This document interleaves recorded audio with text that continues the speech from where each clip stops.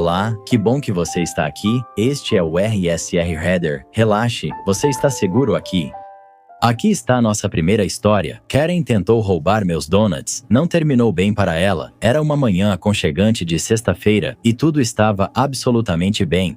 Esperei a semana toda por isso. Minha padaria favorita lançou donuts artesanais em edição limitada e consegui garantir uma pré-venda. No momento em que entrei, o cheiro era de croissants frescos, açúcar com canela e cobertura quente. Você conhece esse cheiro? Conforto instantâneo. Recebi a notificação de que meu pedido estava pronto assim que estacionei. Sincronia perfeita. Entrei, já imaginando os sabores que me esperavam naquela caixa. Pedi donut de noz pecan com maple, limão com lavanda, chai com manteiga dourada e o donut de cheesecake de morango, feito só às sextas, que parecia incrível. Quando entrei, vi a caixa branca de doces com meu nome em cima do balcão, bem ao lado dela, uma mulher. Provavelmente na casa dos 40 anos, voz alta, óculos de sol grandes e perto demais do meu pedido. Ela olhava para a caixa como se fosse propriedade dela e ainda bateu na tampa. Eu parei, pensando que talvez ela só estivesse sendo curiosa. Mas então ela se virou para o atendente e disse na lata: "Isso é meu." O padeiro hesitou. "Você é a Sarah?" "Não, mas esses são os que eu pedi. É isso que eu queria." Aproximei-me e disse: "Acho que isso é meu", mostrando a confirmação do pedido no celular. Ela me olhou como se eu tivesse insultado o cachorro dela. "Não, eu pedi exatamente esses. Foi por isso que eu vim aqui." O padeiro abriu a caixa e leu o recibo. "Isso é para Sarah. Pedido antecipado feito há 2 dias para retirada às 9. Eu levantei um pouco a mão. "Sou eu." Em vez de recuar, ela cruzou os braços e zombou. "Bem, eu cheguei aqui primeiro e disse o que eu queria. Você deveria ter me dado essa caixa." "É o que eu teria pedido se o aplicativo não tivesse travado." Quero dizer, eu já paguei por eles. Está com o meu nome." Ela me ignorou completamente e se virou de volta para o padeiro. "Você não pode simplesmente fazer outra caixa para ela? Eu já estou aqui. Eu não deveria ter que esperar." O padeiro parecia exausto, mas manteve a educação. "Senhora, esses donuts foram preparados especialmente. Alguns deles são sabores limitados e não temos extras. Você pode fazer um pedido separado, mas este já foi reservado." A voz dela ficou mais ríspida. "Então, você vai simplesmente deixar ela sair com o último de cheesecake de morango, sendo que eu estou te dizendo há 10 minutos que é isso que eu queria?" O padeiro nem piscou. "Sim, porque ela pediu, pagou e tem o nome dela." Nesse momento, outros clientes já estavam definitivamente observando. Um cara estava tomando seu café com aquela apreciação lenta e deliberada de quem está assistindo um drama ao vivo. Outra mulher me olhou com aquela cara de: "Você acredita nisso?" Mas a senhora não tinha terminado. "Isso é ridículo. Péssimo atendimento. Eu venho aqui toda semana." O padeiro continuou calmo. "E nós agradecemos por isso. Você ainda precisa fazer o pedido como os outros. Não posso dar a comida de outra pessoa." Ela queria discutir mais, mas ficou sem argumentos. Ela resmungou baixinho e saiu furiosa, gritando algo sobre deixar uma avaliação ruim. No momento em que ela saiu, tudo voltou ao normal. O padeiro me entregou minha caixa e deu de ombros. "Desculpe por isso." Eu sorri. "Sem problemas. Obrigado por manter sua posição." Ao sair com a caixa, quase ouvia o donut de limão com lavanda chamando meu nome. Sim, toda a situação foi absurda, mas com certeza fez a primeira mordida ser ainda mais doce. "E daí, se você fez a encomenda antecipada, eu manifestei esses donuts. Você também manifestou humilhação pública. O aplicativo travou. Isso é basicamente manipulação corporativa." Sabe o que mais travou? Seu cérebro. Há muito tempo, em um grupo do Facebook chamado Mães da Verdade pela Liberdade. Sou idiota por pedir que minha esposa escolha nossa família em vez da dela? Postei aqui há um tempo sobre quando insisti em participar de um passeio ao zoológico que minha esposa planejou com as crianças, meus pais e sogros. A família foi ao zoológico.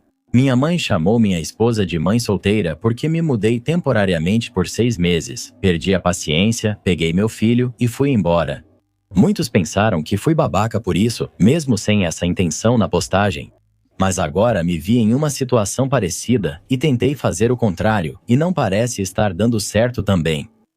Minha esposa já disse que sou o babaca nessa situação, mesmo sem usar essas palavras. Sei que nada do que o Reddit disser vai mudar a opinião dela, ainda mais porque não posso contar que estou postando aqui.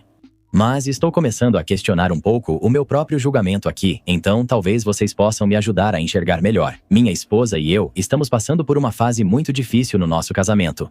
Ficamos separados por 6 meses e, ao voltarmos, os problemas que causaram isso continuaram sem solução. Resumindo, perdi o emprego enquanto ela estava grávida e não consegui outro logo depois. Isso deixou o peso financeiro sobre ela e ela se sentiu traída e quis espaço, então me pediu para sair de casa. Quando voltei, fiquei dormindo no porão por um bom tempo. Ela recusou o contato físico e começamos a terapia de casal. A segunda sessão foi ontem à noite. E na terapia de casal, eu descobri que a família dela mais ou menos me odeia, ou pelo menos não confia em mim, tipo nem um pouco. Na terapia de casal ontem, o terapeuta recomendou que passássemos mais tempo juntos, tanto em família com nossos 2 filhos, quanto como casal. Minha esposa resistiu à ideia de noites de encontro, então o terapeuta reformulou isso como terapia de exposição. Basicamente, ela disse que nenhum de nós vai superar as barreiras que se formaram no nosso relacionamento se continuarmos, essencialmente, vivendo vidas separadas. Minha esposa entendeu e aceitou bem a ideia, ao menos no consultório da terapeuta. Isso nos traz a este fim de semana. Nos Estados Unidos, é feriado prolongado e nossa família sempre passa o fim de semana de 3 dias no sítio dos meus sogros, à beira de um lago. Minha cunhada e a família dela vêm, e a maior parte da família da minha esposa aparece pelo menos para uma tarde ou noite, mesmo que não passem a noite lá.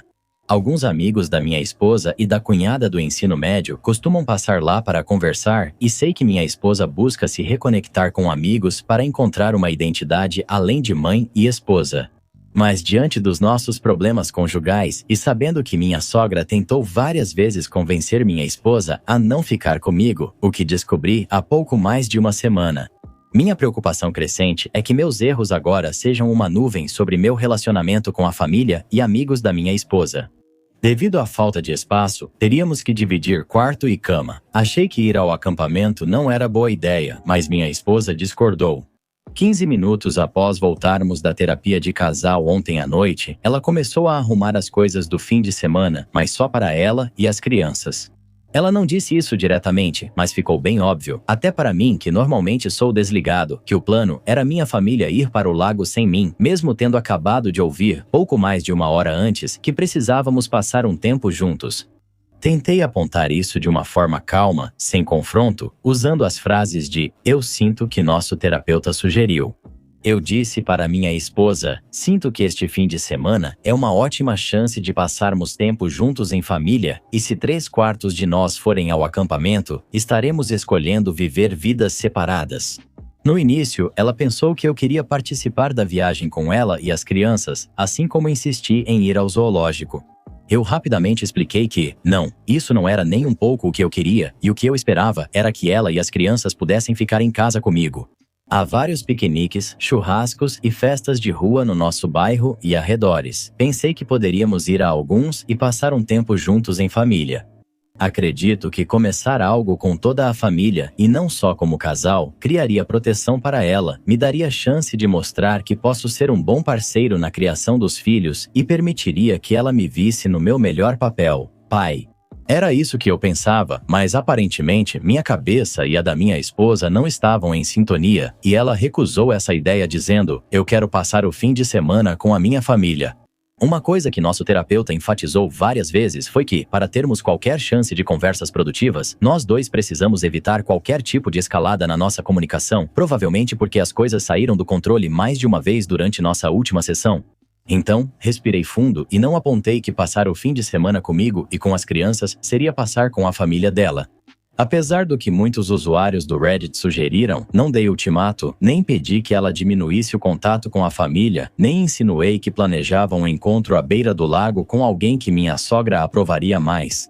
Talvez eu tenha sido idiota aqui, ou com certeza fui, segundo minha esposa.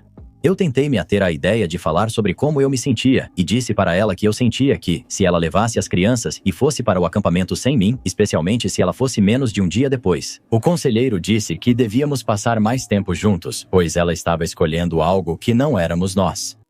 Então, na cabeça dela, para todos os efeitos, eu realmente dei um ultimato para ela. Você acha que ela lidou bem e conseguimos conversar de forma calma e produtiva, chegando talvez a um compromisso? Acha que eu postaria isso quase meia-noite numa sexta de feriado prolongado, com a pressão alta e sem conseguir dormir, se ela tivesse feito isso? Ela me disse, sem rodeios, que eu fui um idiota por jogar tudo isso em cima dela e me lembrou que foram as minhas escolhas que nos trouxeram até aqui em primeiro lugar. Ela parou de arrumar as malas e, depois de verificar que as crianças dormiam, foi ao nosso quarto, que tem sido só dela no último ano, fechou e trancou a porta. Agora não sei se vou acordar com minha esposa e filhos esperando para passar 3 dias juntos ou se já estarão na estrada para o acampamento antes do amanhecer. Eu sei que ela me considera um idiota e acho que pode ter razão. Sou idiota por dizer à minha esposa que ela priorizou a família dela em vez da nossa com as crianças? Quando você está no limite por muito tempo, até pequenos gestos parecem grandes. Cuidado, esse sentimento pode enganar, fazendo tratar migalhas como banquete, o fim de semana. Importa sim, mas o padrão importa mais. Fique atento se o tempo juntos se torna consistente ou se só aparece quando há um segundo pedido envolvido. Mantenha a voz calma, mantenha um registro escrito dos acordos.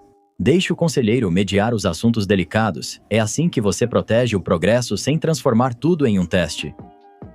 Não está errado querer encontros locais e sem pressão. Fins de semana em cabanas não são neutros quando todos já decidiram que você é o problema.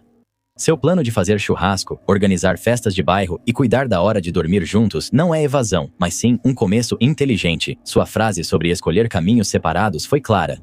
Se ela entende ultimato em todo limite, a terapia é o lugar certo para resolver isso. Mantenha-se firme. Você não pode controlar sua sogra, mas pode controlar seu comportamento e tom. Se sua esposa vê cada "eu sinto" como armadilha, isso é tema para terapia. Enquanto isso, acumule pequenas vitórias, cuide dos formulários da escola, assuma a hora de dormir, faça as tarefas invisíveis, faça a casa parecer menos um depósito e mais um lar. Mesmo que o casamento acabe, seus filhos lembrarão quem esteve presente.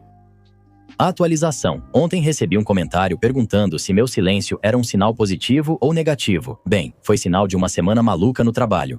Resolvi postar uma atualização hoje, já que tenho um tempo livre.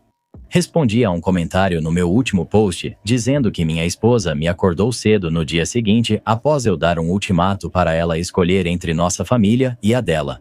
Ela queria conversar antes de ir com as crianças ao sítio dos meus sogros. Sinceramente, achei que seria uma conversa de "não vou voltar" ou "devíamos procurar advogados", mas não foi. Para minha surpresa, minha esposa, eu a chamei de Carrie na outra legenda, então vou fazer o mesmo aqui, na verdade pediu desculpas. Ela afirmou que o comentário sobre passar o fim de semana com a família dela foi inadequado e visava me magoar. Ela estava brava, irritada comigo porque sabia que eu estava meio certo sobre o que eu estava dizendo e acabou descontando em mim. Já aconteceu antes, então a explicação dela não me surpreendeu, mas ela disse que entendia meu ponto de vista. Se a gente quer consertar as coisas e nós dois dissemos que queremos, então descontar desse jeito precisa parar e a gente realmente precisa passar tempo juntos como família. Ela entendeu por que escolher passar o fim de semana com a família, que agora demonstrava desgosto por mim, em vez de comigo, poderia ter me chateado. Por um momento, achei que ela fosse me convidar para acampar com ela, e não vou mentir, eu fiquei em pânico. Eu estava preocupado que, após praticamente exigir que ela passasse um tempo comigo, eu teria que recusar um convite para isso. Mas não havia a menor chance de eu passar 3 dias de boa vontade com minha sogra ou cunhada, principalmente depois da nossa última sessão de terapia. Carrie não me convidou. Em vez disso, ela ofereceu um compromisso. Ela e as crianças iriam ao acampamento sábado, ficariam até domingo ao meio-dia e depois voltariam para casa para passar o resto do fim de semana comigo. Alguns familiares dela que moram na Califórnia estariam lá no sábado e ela raramente os vê.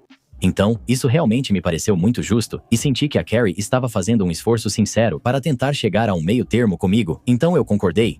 Eles foram ao acampamento naquela manhã e voltaram domingo, como planejado. Tivemos um dia e meio agradável juntos. Na segunda, houve uma festa de rua e levamos as crianças.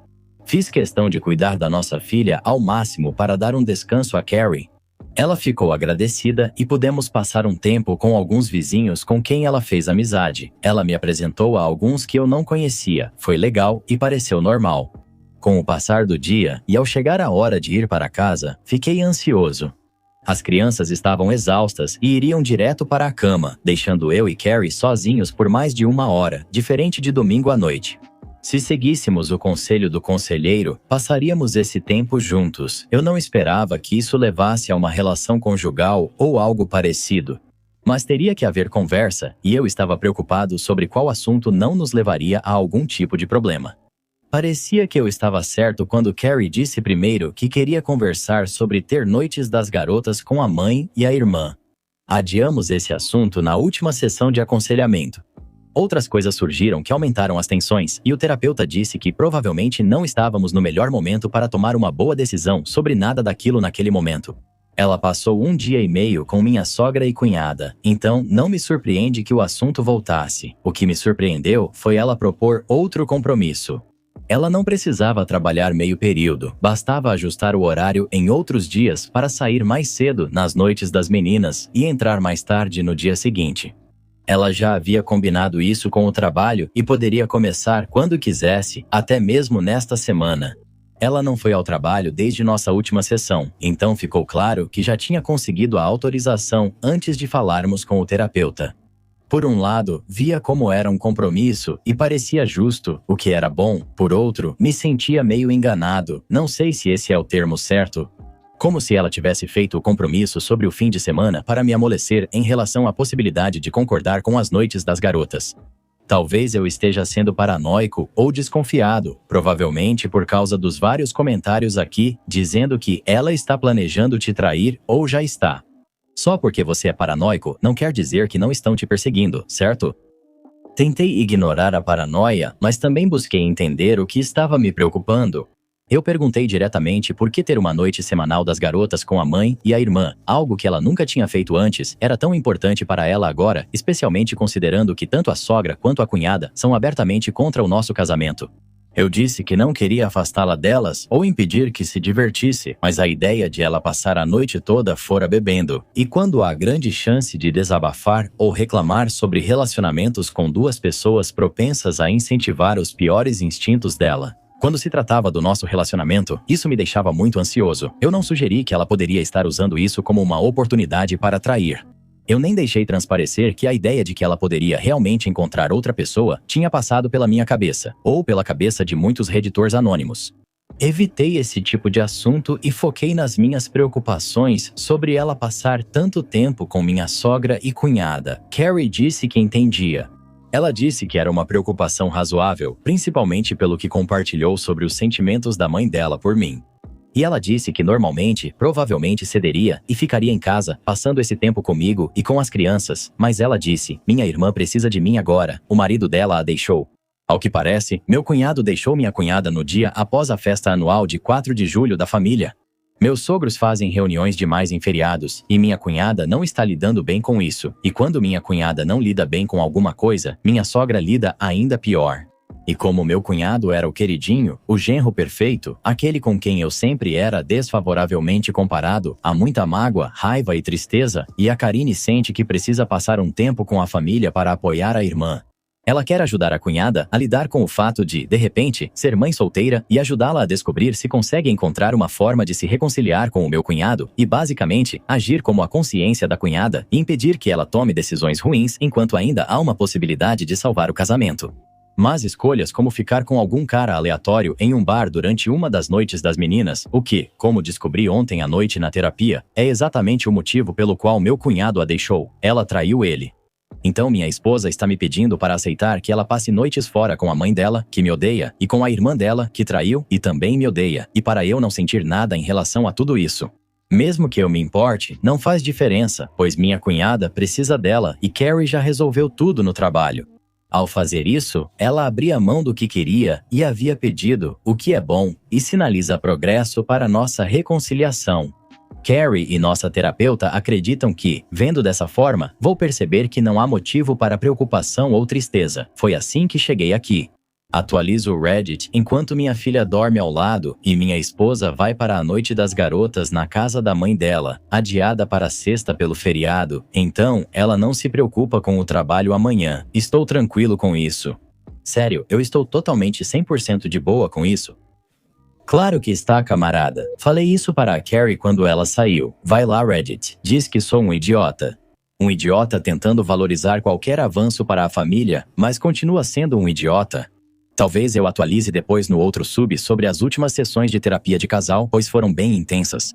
Mas esse post já estava enorme e ainda estou processando tudo o que ouvi da Carrie e da terapeuta. Eu sou devagar com esse tipo de coisa.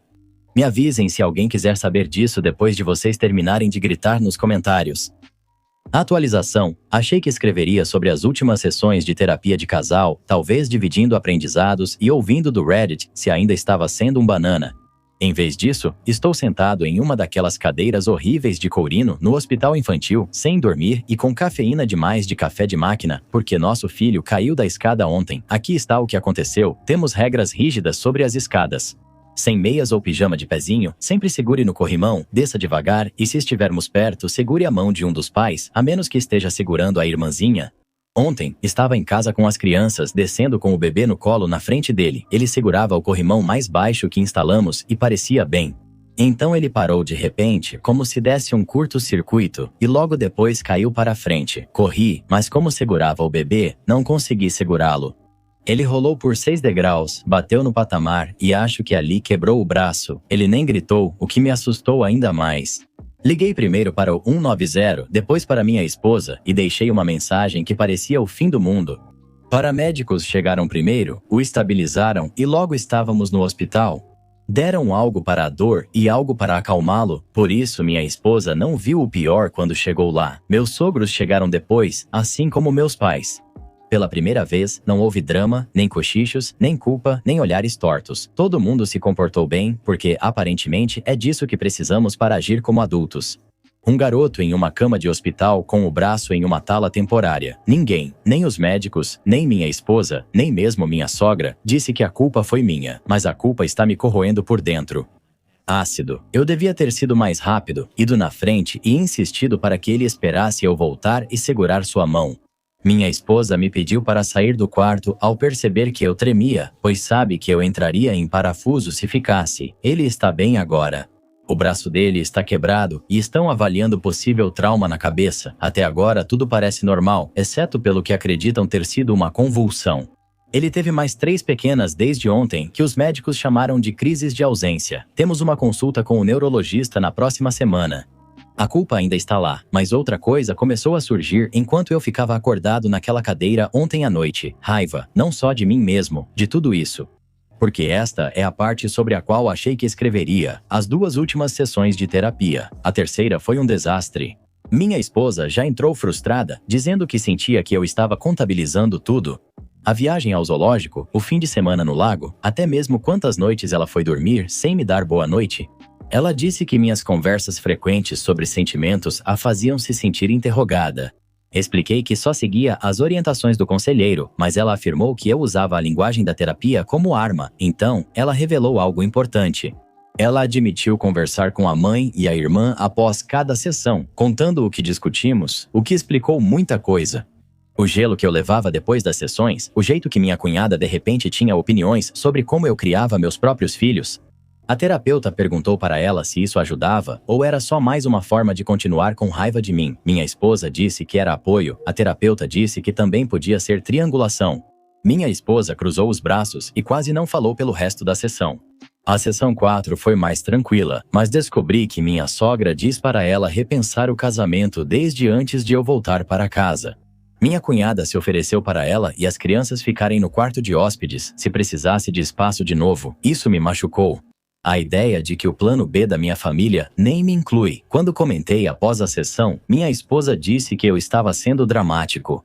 Ela disse que, se eu quisesse provar que posso ser parceiro, deveria parar de me importar com o que a família dela fala e focar em ser melhor.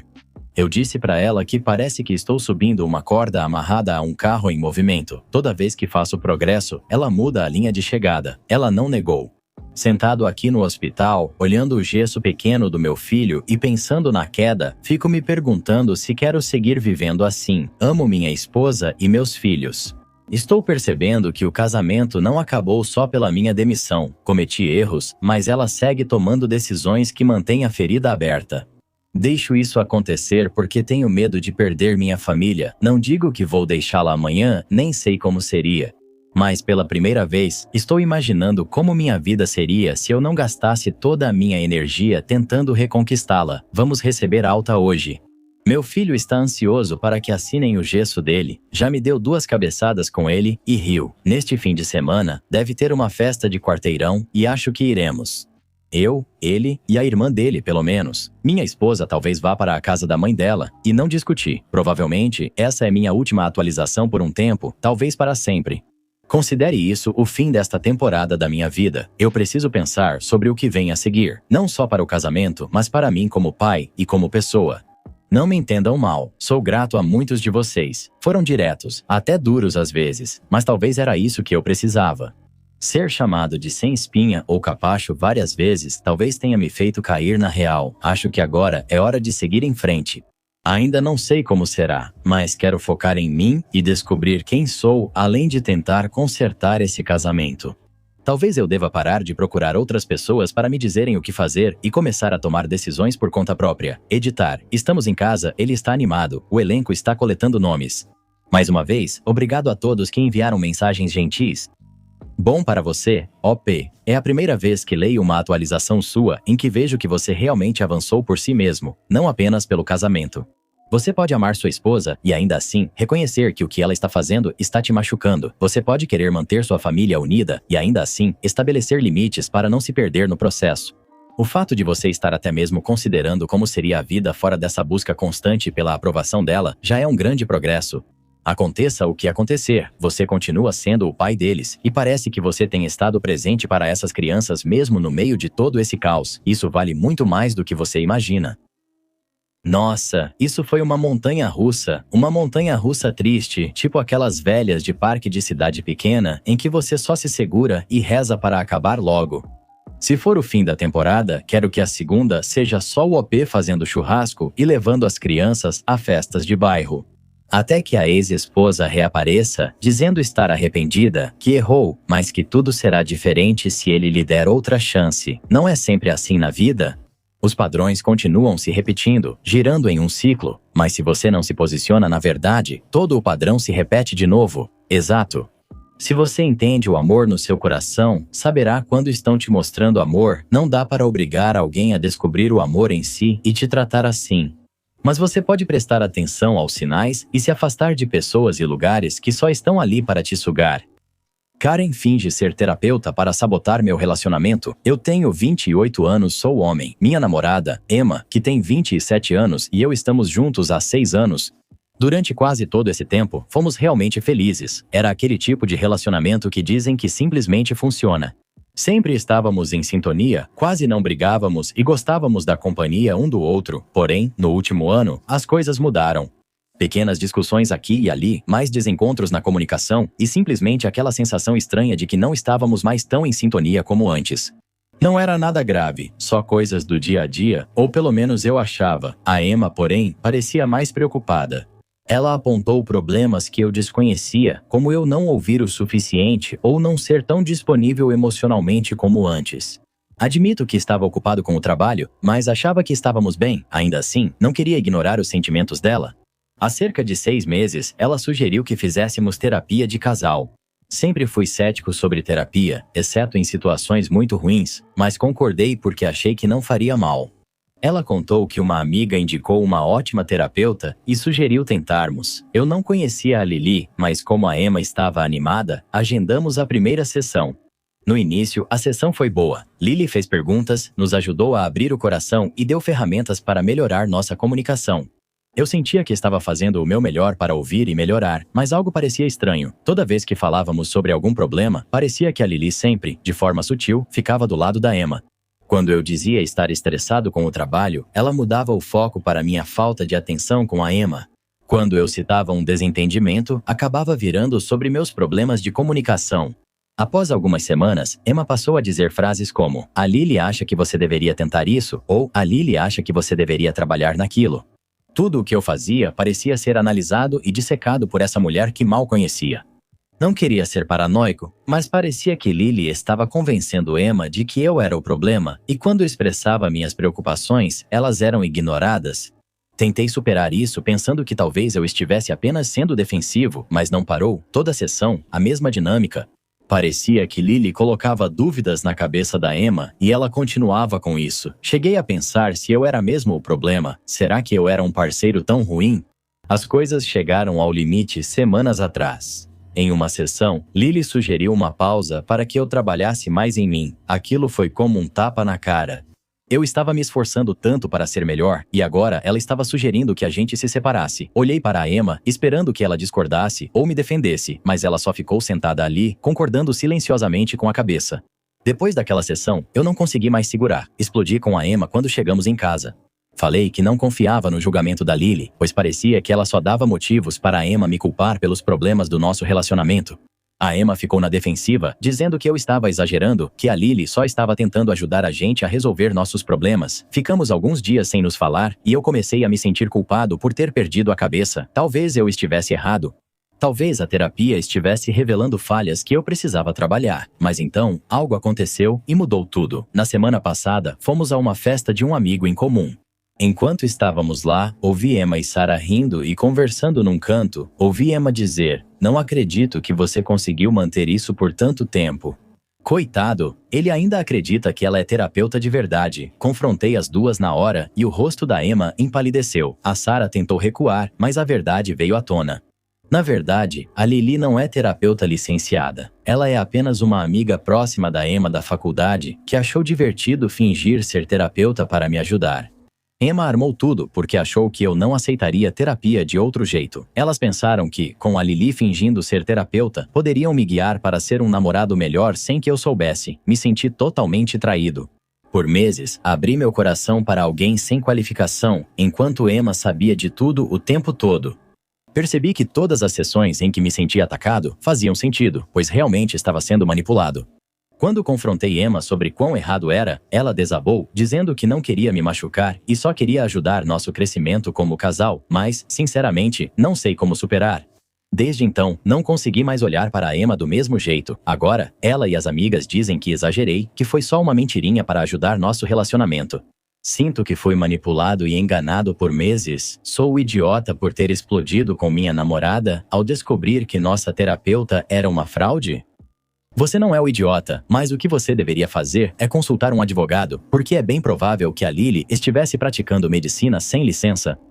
Veja o que ocorre quando uma Karen vai presa às 3 da manhã e exige que o OP pague sua fiança. Confira a seguir, o vídeo já está na sua tela. Dê um toque com o seu polegar ou um clique com o seu controle remoto e a Karen e eu estaremos lá esperando por você.